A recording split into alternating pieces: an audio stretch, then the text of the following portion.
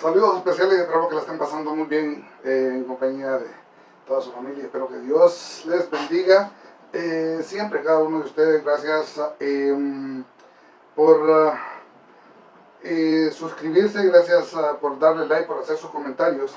Y bien, atendiendo a uno de las solicitudes, vamos a hablar un poquito hoy sobre cómo es el proceso penal en Honduras.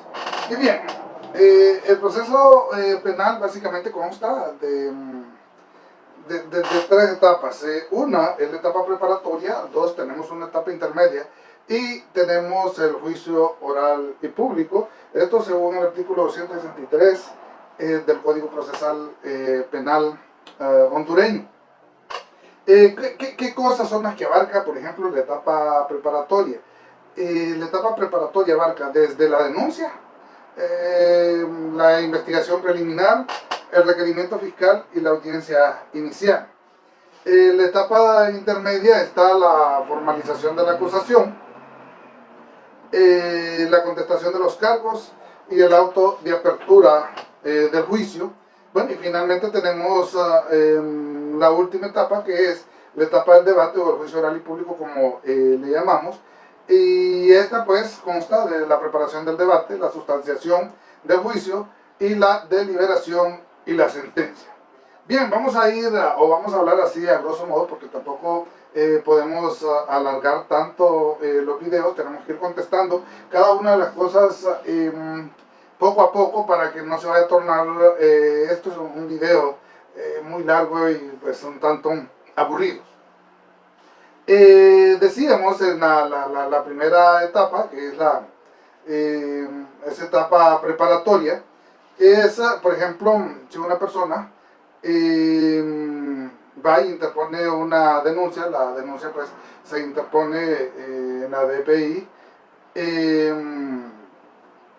se interpone ahí, y luego la DPI hace una investigación preliminar, y después de la investigación preliminar pues tiene que pasar esa documentación al Ministerio Público, para que el Ministerio Público determine si va a presentar un requerimiento fiscal, si hay suficientes indicios, o pues hay indicios racionales de la comisión del delito, y va a pasar o va a presentar ese requerimiento fiscal en el tribunal correspondiente.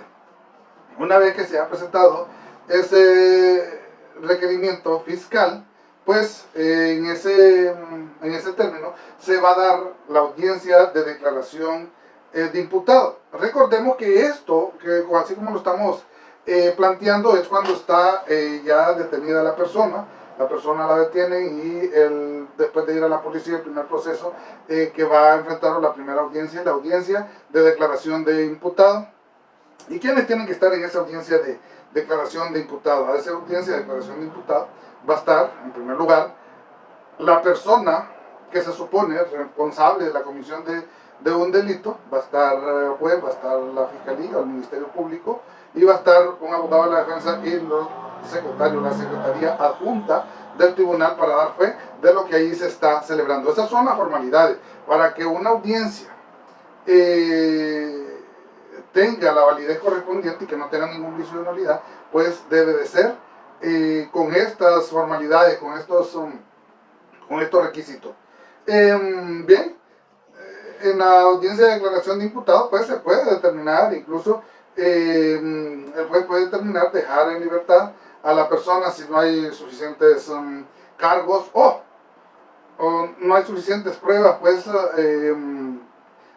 o indicios de que haya cometido el delito. Entonces puede quedar en libertad, ya sea por que no hay, lo absuelven en el momento, o porque queda con medidas cautelares diferentes a la detención judicial. Entonces, si queda con detención judicial, pues básicamente en ese momento le van a dar traslado a un centro penitenciario para que continúe con el proceso, y a los 6 días máximo se va a dar la audiencia inicial. En la audiencia inicial, pues a esa audiencia se pueden llevar medios de prueba para determinar, por una parte, por parte del ente acusador, que es el Ministerio Público, determinar mostrar pues que esa persona o que hay indicios suficientes de que esa persona puede haber cometido el delito, y por parte de la defensa pues desvirtuar todos esos cargos que se le están proponiendo. En esa audiencia inicial es el momento procesal oportuno para presentarlos. Ahí se pueden presentar testigos, se pueden presentar pruebas documentales, periciales, dependiendo del caso, se pueden presentar en esa audiencia inicial.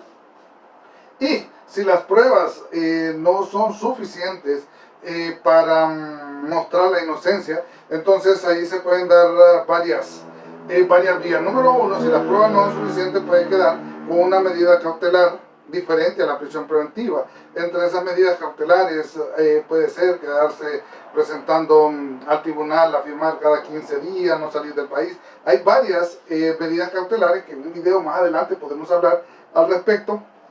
Pero ahorita lo que queremos es encauzar y ver cómo se da un juicio o un proceso penal. Si queda con medidas cautelares, pues el juicio va a continuar, nada más que esa persona va a ser escuchada en libertad. Si queda con prisión preventiva, pues después de la audiencia y después de haber terminado todo ahí, lo van a volver a mandar al centro penitenciario y el proceso va a continuar. Dentro de ese proceso hay varias acciones que el abogado de la defensa puede ir haciendo, y dentro de esa puede ser apelar esa decisión del juez de mandarlo con prisión preventiva, y eso pues son partes del proceso. Pero si no presentara nada en ese momento la defensa, entonces más adelante puede pedir una revisión de medidas. Supongamos que lo que presentó en la audiencia inicial no fueron pruebas suficientes o caución suficiente a criterio del juez para que a esa persona le dieran una medida cautelar diferente a la prisión preventiva. Entonces puede volver a pedir una audiencia y presentar más pruebas de que tiene suficiente caución, y pueden cambiar las cosas y puede salir en libertad, pero el proceso continúa. Luego a los 60 días básicamente se da pues la audiencia preliminar, y esa es como para la formalización de la acusación. Una vez que pasa esta audiencia preliminar, entonces viene el auto de apertura del juicio, y entonces ya ahí ya pasaríamos o pasamos a la siguiente etapa, que es el juicio oral y público. Y en el juicio oral y público pues básicamente se empieza de cero. Lo que se hizo en la etapa preparatoria pues básicamente queda sin valor y efecto, excepto que se haya hecho con un planteamiento como la prueba anticipada. De lo contrario, todas esas pruebas se van a volver a evacuar en ese juicio, y es ahí donde puede determinarse si esa persona es culpable o es inocente. ¿Cómo está conformado básicamente el tribunal de sentencia? El tribunal de sentencia está conformado por tres jueces, que son los que van a llevar y van a tomar las determinaciones sobre ese juicio que se está llevando a cabo. Bueno, allí en las audiencias o en los juicios orales y públicos pues está el Ministerio Público, está el abogado de la defensa, están los testigos, hay un público que puede estar presente viendo cómo se está desarrollando el debate, y finalmente pues el tribunal de sentencia va a determinar si la persona es culpable o inocente, siempre tomando en consideración que siempre hay un recurso en caso de que la persona salga culpable o que salga inocente, dependiendo del caso. Si sale inocente, puede ser de que el Ministerio Público no esté de acuerdo con esa sentencia y puede llevarlo a casación, o puede ser también que sea el abogado de la defensa que no está de acuerdo porque ha sido condenado, o porque la sentencia en los términos en que se ha dado no le satisfacen de todo, y puede ir en un recurso de casación a la Corte Suprema de Justicia.